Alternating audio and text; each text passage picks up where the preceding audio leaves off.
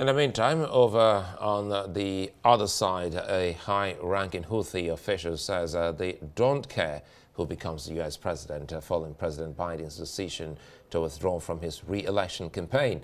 According to the official, Yemen has the legitimate right to respond to last week's Israeli attack on Hodeidah port. We don't care who will take the presidential post in America because we look at the White House policies and we deal with it at the time. We believe that the American leadership is still leaning towards occupying countries and controlling their decisions or being guardians on countries. Therefore we resist these policies and directions till we see the opposite. There's Zionist American-British aggression on Hodeidah, Yemen port, is a brutal one, and the Yemeni response is a legitimate right. Lots of empires have fallen in Yemen and Israel won't be an exception. It is an occupying entity and a cancerous gland in the region. The Yemeni Republic have a clear stance in defending and supporting Palestine against the brutal massacres that are committed in Palestine. We are in a battle in defense of humanity, dignity and human rights, and any human conscience can't stay silent with the massacres that are committed there. For more on these stories and the very latest in the Middle East, let's cross live now to Tel Aviv and speak with our eyes special correspondent Karl Bostic. Karl, good to see you and thanks for your time. These Israeli evacuation orders is upon the people at last. Let us in on what you know.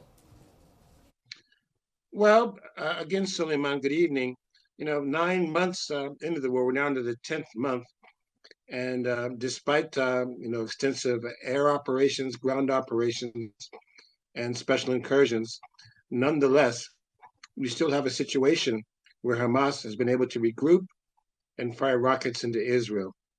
Because what you're looking at is really an asymmetric type war of guerrilla warfare. And Israel is saying that even though we declared this humanitarian zone, Hamas was firing rockets still into Israel.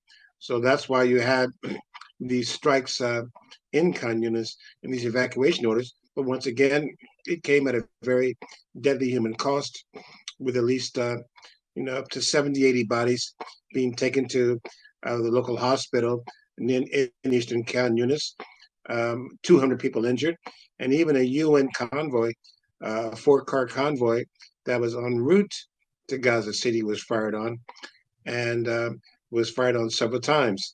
So it really shows that until there's a ceasefire, you can expect more of this to happen on a day-to-day basis. So as it is now, let's see what we can get out of the development happening in the United States, which I know you're also following, but want to tie this to what's happening in the Middle East. The Houthi rebels have said that they don't care who emerges the U.S. president. And at the moment, Netanyahu is already on his way to addressing, Western leaders. How does this play or pan out to solving the issues in the Middle East at the moment, Karl? Well, it's a very complicated situation. To try to keep it as clear and simple as possible, Israel faces threats from different areas. You've got the Gaza war against Hamas. You've got the Hezbollah threat in the north, where 60,000 Israelis have been displaced and more than 100,000 Lebanese civilians also displaced. You have threats from the West Bank. You have the Golan Heights, and you have the Houthis, who are also backed by Iran. This is basically a proxy war, Suleiman. It's a proxy war, and it goes back to Iran. So, for example, those missiles and drones that Houthis fired, they've fired about maybe 500 in the southern city of Eilat between October now, and I'm in Tel Aviv, Suleiman, and early Friday morning, a drone was fired into Tel Aviv, where I am, and it was maybe, no one can confirm, but it was maybe targeting the former U.S. Embassy, which is now a consulate.